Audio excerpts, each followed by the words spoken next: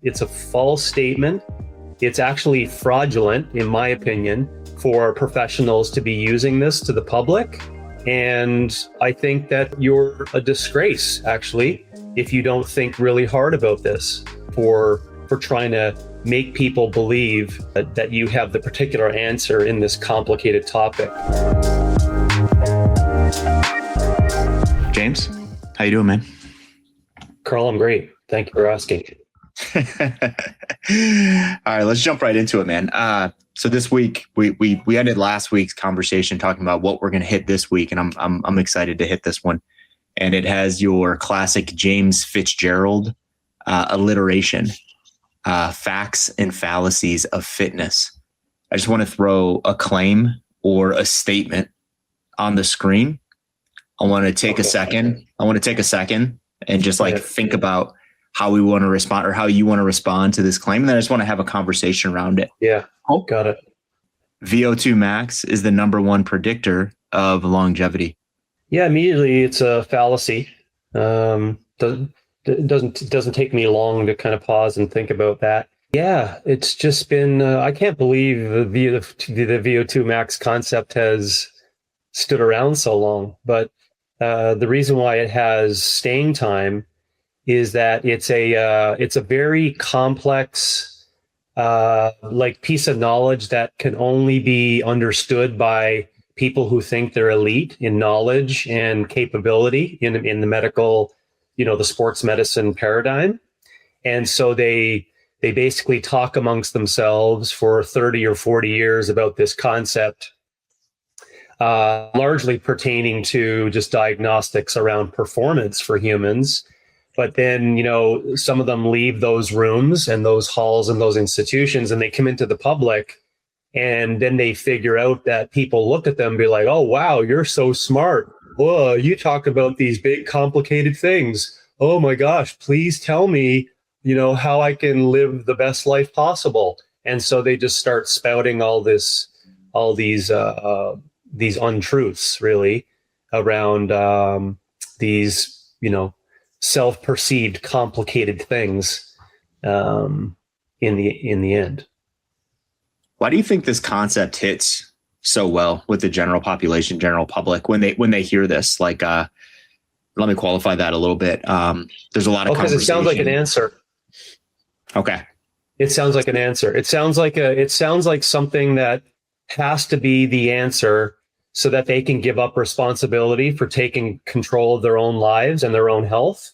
And so they bend the knee to the elite doctor or university professor or, bulky, or lean influencer online on YouTube. That's really it. It's just humans being humans. Yeah. I don't know if you feel the same way, James. I feel like, a lot of these statements that we'll walk through today, at least a couple of these statements that we'll walk through today, there's a little bit of truth in them, but they're bastardized, if that makes sense. And this is one of those that comes out as that to me, where, if I were to ask you, where is the truth in this statement? If you had to dig and claw for truth, where is it? Do you think that there is? Yeah, I'm not willing to give it anything. The intentions are really poor.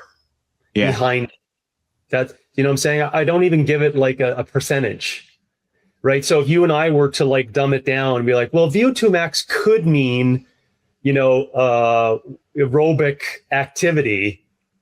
And this could be a part of the parcel of what it means to live long. Do you just see what I'm saying? But I'm not willing to give it anything, because giving it anything makes me jump away from this possible untruth. So it's a false statement. It's actually fraudulent, in my opinion, for professionals to be using this to the public. Yes, you are a fraud if you use this. And I think that you're a disgrace, actually, if you don't think really hard about this, for trying to make people believe that you have the particular answer in this complicated topic. So I'm not willing to give it anything. How would you reframe this?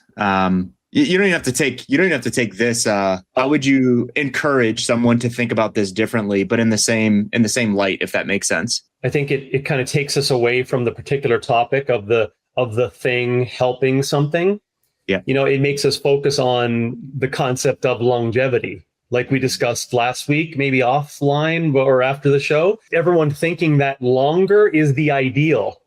And longer being the ideal holds nothing. It holds no weight whatsoever. And you just go online and find out where that goes when people take the longer is better extreme.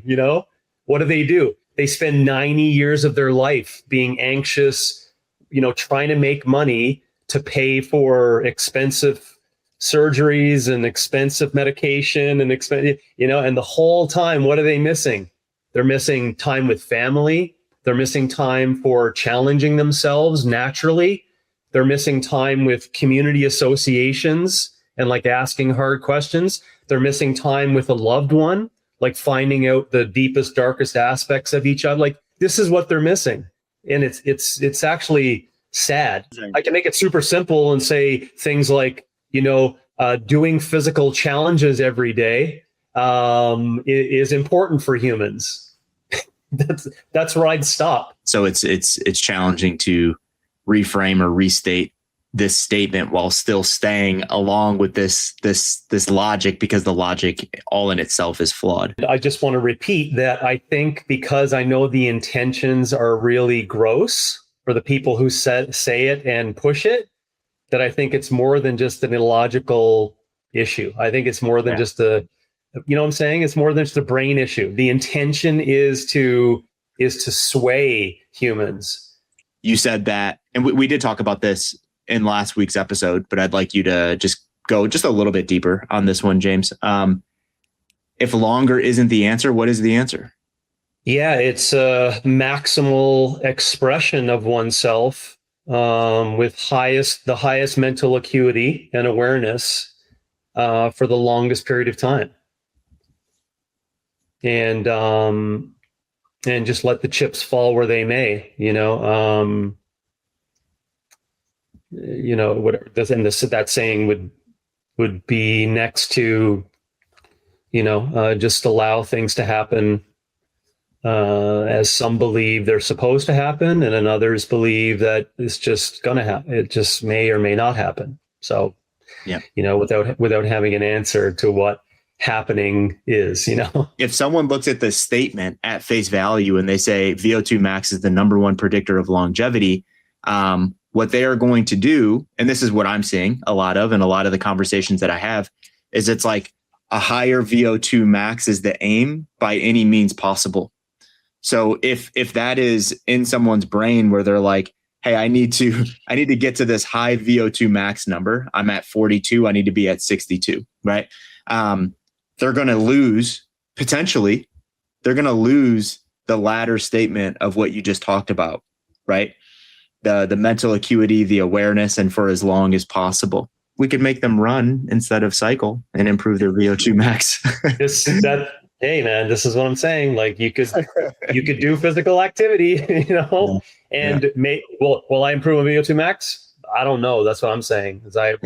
Maybe, but again, that takes us away again from the intention, right? Because the intention that I gave you was just maximum capable expression, possibly. Like we could wordsmith that, like what you're capable of trying to improve, but I just leave it at maximal expression because it means that, for the 16-year-old and the 72-year-old, they're all going to have different absolute levels of expression, but it doesn't mean they can't try to maximize what they can express. A coach is on board with that, James, and they're working with a client that says, hey, I need to increase my VO2 max because I hear that's what I need to do. What's a great way for a coach to educate that client on this concept? It would take a bit of time for that coach to have the confidence, not just the knowledge from words or listening to us, right? They need to have the confidence based upon a number of aha moments from our conversation, right? Because my words are short for our time on this meeting. So it would be difficult, I think, unless that coach is willing to have this lengthy back and forth with the client. So, so if they weren't going to come and chat with me, or they weren't going to listen to this, or they weren't going to, search for other options, they will have to speak to the client by saying, why do you think this is the case? What makes you think this is the case? And then they're going to say, well, I heard it from here, or, this does this and these two things. And, they speak the language of the elite doctor, right? Or the influencer, right? They're like, oh, this is this, and look at this. I saw this on video. I saw it on social media. Everyone's doing it. So I mean, so you're going to be able to then come back to that and say, what do you think is the overall goal for this concept of longevity? And do you see now you've got to work and like grind for a long while on the behaviors aspect, right? And the knowledge acquisition around gaining responsibility for themselves, et cetera, because, and again, I always end up becoming more pessimistic on this, because I know that even that 20 minutes you're spending on that, when they leave, they get, now that the number's higher than 37 now, it's now 39 since your last meeting, 39 things that are going to come back at them that make you look like you have no idea what you're talking about for that option for longevity. The thing that I think we have to understand is there is no like one, as you would say, like aha answer to these things. It all goes back to deep foundational beliefs, deep foundational desires. What are people actually chasing at the end of the day? And yes. I think that's where you're coming from when you're like, I can't really answer that in a 5-minute, just like, statement. I'm like, this is what you say to everyone, because what you say to that person is going to highly depend on why they're asking that question, why they think that's important to them, so on and so forth. So do you believe that, Lisa, you should do this whole project for you and because you're capable of doing it? Yeah. She may say, well, why do it for me? Well, now you're in a great philosophical challenge on, doing it for others, doing it for myself. What do you get when you do it for others? What do you get when you're doing it for other pleasurable things that have nothing to do with your self-interest? You know what I'm saying? Like, That's great. It's good to get into that area, but that'll bring it down to what you said, Carl, the foundational principles that we have bled, let's pat OPEX on the back, right? We've bled these principles in our aha moments in the mid 2012, 13, 14, 15 timeframe till now that said, no, like sunshine in the day is good, drinking water is good, honoring your sleep is great, chewing your food, like all those things, right? Because if both of you go back and forth and agree on these things, you may be able to like move someone. Going back to that awareness piece, James, I think that is the missing piece. I think when you ask someone the question, why do you believe you need to do X? In this example, X is increasing your VO2 max. I don't think that most people are going to have a good reason, even by their own standards, because they don't have awareness and they haven't really thought that through. A lot of people are just like, I'm just chasing the next thing. I need to have a goal that is attainable in the next, 6 to 12 months. And that's the thing that like motivates me and gets me up every single day. And the really challenging things, it's like, we'll just stop. Take a second. What's going to get you up for the next 15, 20, 30, 40, 50 years? And that's never going to be VO2 max, right? It's not going to be any of the things that we're talking about. But that stuff is challenging, man. I had a really good conversation yesterday. Shout out Justin. I know Justin Stahl listens to these conversations. I had a really good conversation with Justin yesterday around lack of awareness in most individuals. And we have to be aware that most people are not aware. You know what I mean? And it's like, how do you unveil that? Like, how do you get them to start thinking? Like, you just have to ask questions that they may have not considered, or they've intentionally kind of like stiff-armed to the side because they're just really challenging questions that they're not going to be able to be answered in like the next 15 minutes within a single conversation. The connection to a lot of these statements that we're going to talk about today, people find them to be interesting because they're just looking for something to be interesting, something to chase. And I think VO2 max is one of those things. The downside, I think, is your point that you just made there, is that it has to take place between conversation, and it has to take place between two minds willing to learn from one another. right? Like Justin talking to his client about awareness of intentions of activity, right? And then the client saying something back, and Justin go, "Oh, wow, I never thought of approaching it that way, but what about this?" And then you see that. But if we're talking about like real big change, again, it goes back to the pessimism that I end up in, is like how many people are actually going to go through that? It's very few. It's really small. We're not interchanging awareness with knowledge. Yeah, knowledge is a whole different category where it means that they do know. And if they do know, that means that if they make the mistake and then they come back and repeat those errors, that means they didn't know. Yeah. So you see, it wasn't an acquisition of knowledge, right? Principles in the end are what the answer is. And you as a coach in your business have to reflect full belief in those principles. Because if you're thinking, well, James, the perception of the public is that they want this, I've always answered that with like, do you really think your clients know better than what you do? Right? Just because they want VO2 max, they want these things, it's just a really ugly place to be in fitness, right? But they want this, James. And then my answer would always be, do you really want them leading, what they should do? I used to say back like to clients, you have no idea what you should be doing, right? Who are you to think that you know more than me with regards to what you should be doing, right? This is my profession. I know this stuff. I know what humans should be doing. Now, I'll give you space, like Justin will with his client, to have a back and forth on that. But don't tell me that because VO2 max is popular, that this is what you should be doing. Listen to yourself. My definition of awareness as it relates to this conversation is contemplation, right? Because just because you are aware of something doesn't mean that you know the answer to it, but you're willing to contemplate it. And that's kind of what I was getting at with like the bigger questions. Have you contemplated this? Yeah. And are you okay with not knowing the answer in the next 5 minutes? All right, next one. I thought this one was dead, James, and then it's not. No, dude. Well, this goes to show you that my entire project has been useless. It's crept back in, but you know why it's crept back in? It's crept back in because of this, James. So if this is the foundation and this is the overarching aim, the question now is in the marketplace, how do we get here as fast as possible, as efficient as possible? And by efficient, I mean like time wise. I don't want to spend an hour working every day, dude. Like, come on, man. So how do I get here as fast and as efficient as possible? Yeah, this one, it's comical. I almost didn't put this in because it would almost be a throwaway, but I put it in because of the first one. Just like the first one, I don't give this one an inch even on the word efficient, because that's how people could lower the intensity of this claim and get into a narrow area in the debate room around efficiency.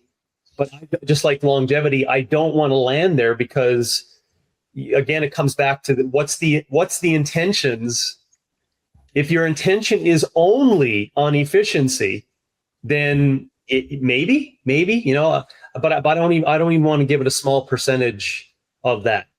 So to start, like we did with the first one, this is a completely false statement. It was part and parcel why I had to remove myself entirely from the social universe. This was one of the starting points of it, because I just couldn't believe the power and influence inside of that would just crack people's brains. Like it would actually just like break people's minds. And I knew my statements were true when I would start saying things like, but walking for a number of hours will make you really healthy, and that was met with the HIIT. I won't classify everyone in that area, but the HIIT group, they had so much going for their whole business and their life and the drama and the entertainment and everything that was inside HIIT, that they really got hurtful when I would make statements around like these basic principles. right? I don't even know where to begin. It's a monster thing that began in the late 90s in research into the early 2000s. Martin Giambala was one of the initial starting points of like, and they tried to, that not just him, but they tried to sneak their way back into the groups over time. But this kind of little snippet of research, just like the Finnish VO2 Max stuff back in the 70s, it's got into the blood of people and it got into the brains of individuals because it created this cortisol dose response that people lapped up like it was sugar. And it was so addictive. So you see, it was more than just in comparison to VO2 Max knowledge. It was an actual physical manifestation that people just had to lap up every morning. So you're basically telling these people HIIT is good from the research, which I'm not even going to argue because I did for 10 years and it never went anywhere because no one really thought hard about what was the definition of physical experiences anyways, right? Everyone just went after the dose. Yeah, but the dose response. And I was like, but maybe the dose response is not even important. Anyways, so people started doing it and then you can't get out of it. And I know how to speak to this because I was addicted to it, right? And I did it, reflecting, oh, this is sport. And then going back to being a dad and being like, oh my gosh, like that's not good, right? I don't feel good. I'm not a human. I'm not the greatest human I can be. So then I'd go back to that and be like, well, what's this whole entire thing? The whole entire thing was high intensity interval training and the dose response that comes from that. So is it the most efficient way to build your engine? I'll give it a 0% chance that it's the most efficient way, as I said previously, because I'm giving it a tiny bit. I guess said in a different way to ask you your second question, like you did the first on VO2 Max. Does doing really hard intervals create a dose response? Yes, it does. And that's where I'll stop. It's like, yes, it does. But if you're going to take that like, oh, look, we stressed humans and they did it in 4 minutes or 8 minutes or whatever. And look at what happened when we basically kicked the shit out of these humans. They had a dose response. Whoa, mind-blowing stuff. Oh, you must be a genius, right? You must be a genius. We tried to find a nice halfway in the debate by just being kinder and saying, oh, well, aerobic stuff is good too. And we think we have some ideas that are somewhat scientific in practice to improve your aerobic, engine, we would say, So that, and we would just say those words because we knew that if we just said, just shut up with the HIIT stuff and just walk more often, it wouldn't just land. We wouldn't even be in the debate. You know what I'm saying? So by saying that statement or coach is thinking about it, that may help. Why would you want to teach everyone around you to be unsustainable? Because as I've said 1,000 times, unsustainable work leads to unsustainable behaviors. Now everyone's like, well, why are we doing the whole thing? Right? And then they're stuck in the same thing that we always get back to. Carl is like, oh, I'm doing it because I'm online. Oh, I'm doing it because I want to show people I'm suffering and I'm a real tough guy because I suffer. Oh, I'm doing it because I'm patriotic. Oh, I'm doing it because, blah, blah, blah, blah. Talk a little bit about what you mean there physiologically. What do you mean by I can get addicted to a dose response and why that is bad in this scenario or it could be bad in this scenario? I can't just nail because dose response is a general term and physiological concepts of dose response, which is what actually CrossFit gave to the fitness universe, was my point that I made, right? That I was like, gosh, I don't know how to word it, but there's something about this MWG dose response that has opened up the floodgates, right, to like 180,000 different dose responses. Because prior to CrossFit, there was like 5 different dose responses in the literature, right? Well, this was going to happen. This is the thing, So that's what I mean, that it's very difficult to say that. So it's a generalized thing, when you do a physical stressor on an organism, basically the words themselves say it, is like, what is actually happening as the response to that stressor, and what are all the physiological things that are happening with that response? So meaning you do a really hard piece of work, and I'm making it very generalized here for the layman. You do a very generalized, really hard piece of work. Something happens after that, your body does all of these things to rewrite itself back to homeostasis. Because although you may not think your body is powerful, it is disciplined enough to know what will not kill it and what will bring it back so that it can prepare itself if that thing would happen again. Because that's called a homeostatic, mechanism that's built inside. Again, another complex topic, which you and I may like to hit on because it does wrangle with these deeper aspects of determined aspects that are inside the system and that quote unquote signature. I'm sorry, I'm getting off topic. No. So that's the dose response in a nutshell. And again, I want to overlay that with, it's not just physiology, right? There's behaviors that come with that.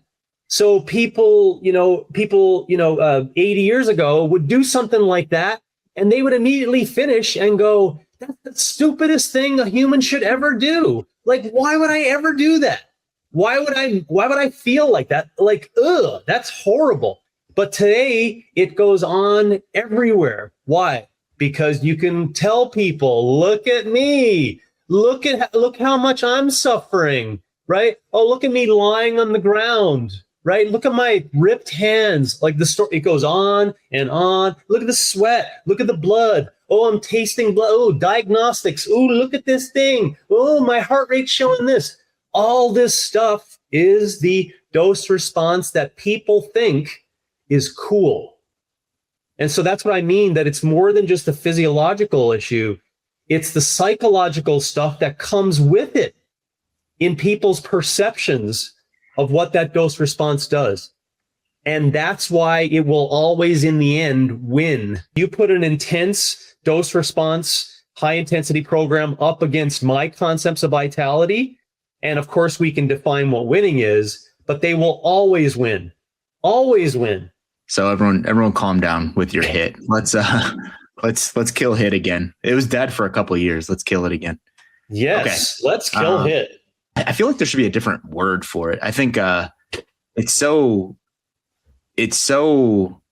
generalized. It's such a generalized term. No one actually knows what HIIT means. It's a strategy to change people's minds. It is. I mean, let's talk about Marxism or socialism, right? How do you change language? First of all, that's the way you change things. You start off changing that. You make people get into this relative, subjective relativism area, and you let them move around in there. Ooh, maybe it's all relative truths are, and then next thing you know, you're like, maybe men can be women. This is where you end up with that, right? And I don't mean to get into that area because it's kind of like not how the kids would say a hot take today, but that's where you're entering. It's like and you end up getting there. Why? Because people have no idea what they're talking about. So the intentions of the purveyors of this language is to make you think that it's everything and nothing. It could be anything. But why could it be anything, Carl? Because it then suits you.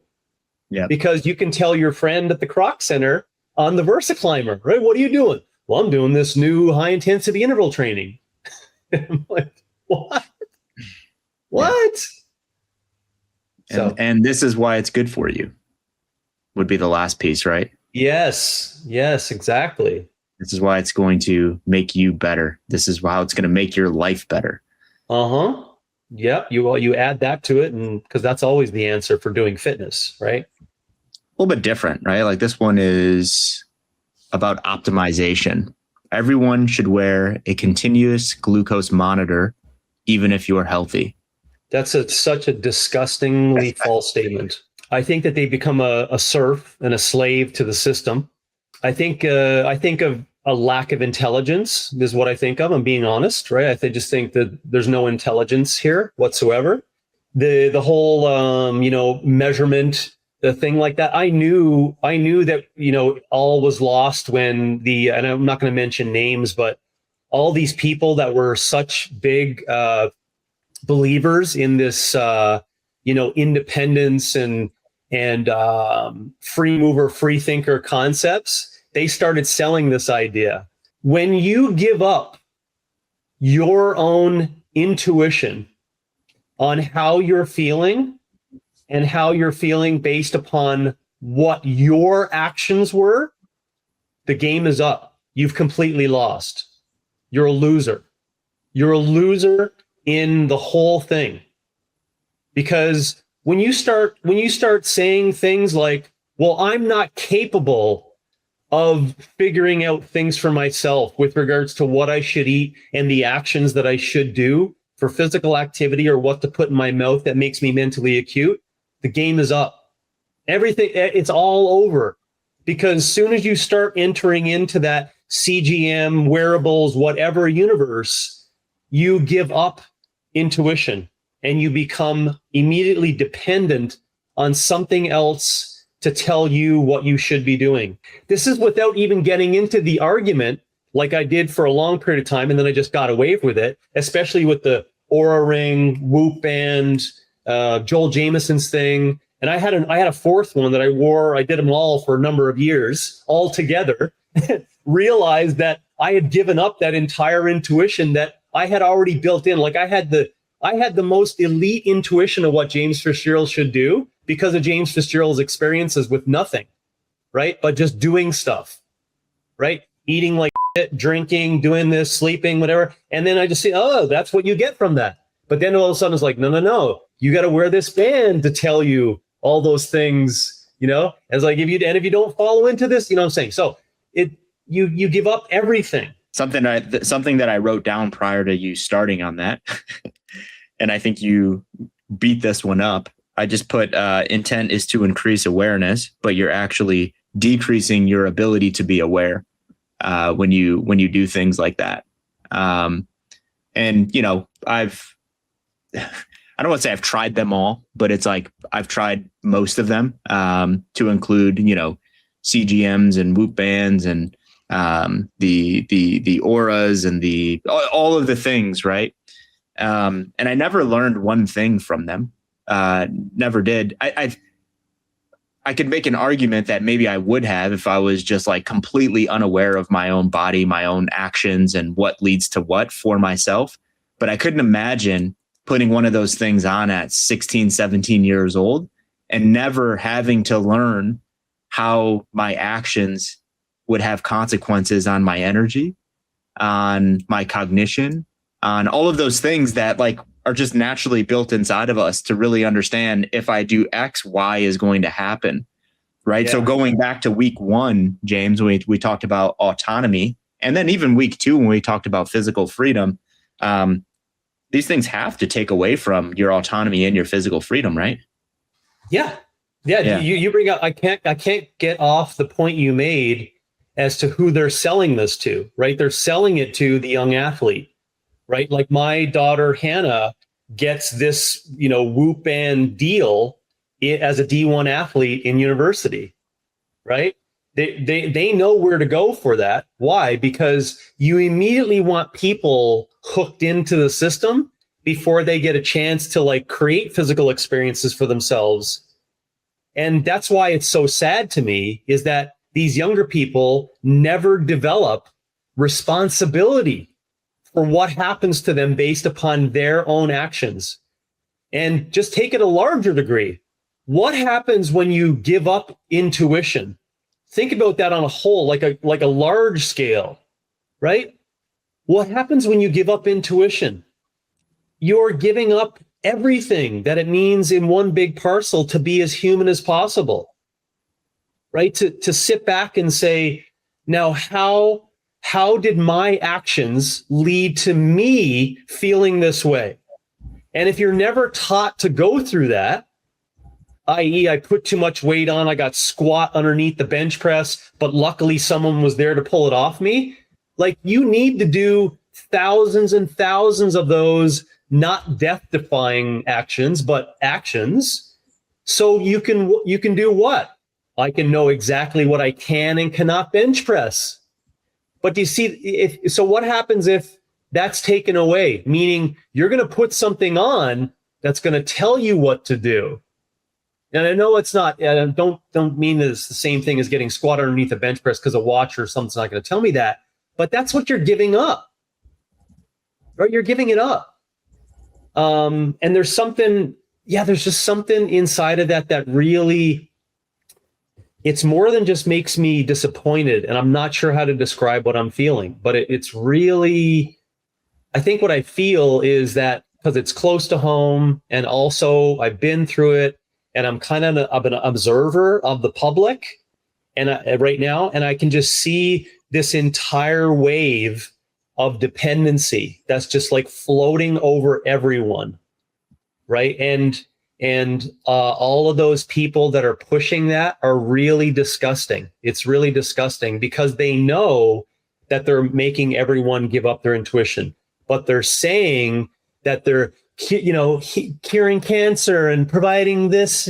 And who are you to tell me that, some fat person can't become lean due to my stuff, my intuition watch or whatever that I'm giving them? This is where they go. They always go on the like, well, who are you to say that, blah, blah, blah. Look at all the studies that show that we did this to this diseased population and blah, blah. And I'm like, I'm not even talking about that. That's not even what I'm talking about, right? I'm talking about people being responsible for their own actions. You said something I think it was at the beginning of that. You said, be more human. It reminded me of a speech that I listened to a couple of weeks ago. Do you know who Jonathan Peugeot is, right? Yes. He did a speech at the Symbolics guy. Yeah. He did a speech at the ARC conference. I think that was in London a couple of weeks ago. But this had to do with like AI, right? And like the innovations in AI. And it was great, man. Because he was in the room with like a bunch of AI founders, and like there was a lot of excitement in the room and all of this. And he kind of had that like countercultural, as it relates to that room, countercultural stance on like, well, this is all good and well, but where does humanity actually fit into this? Where does intuition fit into this? We need to think about that. And he's like, I'm not throwing the baby out with the bathwater, but we need to think about that. And if we think that this is going to take away from people's humanness, if this is going to take away from people's intuition, their ability to think for themselves, we should squash it all right now. And it was just like, when you said that, I was like, yeah, because I was like, when he said that, I was like, man, that is it's such a simple but powerful statement. Be more human, right? In a world where technology is allowing us to not be more human, right? It's actually pushing us the other way, where it's like, hey, like, offload that stuff. That stuff is too much. You shouldn't think about that, right? You should have this thing you should have this glucose monitor tell you what you should and what you shouldn't eat. Like, turn your brain off, reallocate those brain cells to something else that's more important.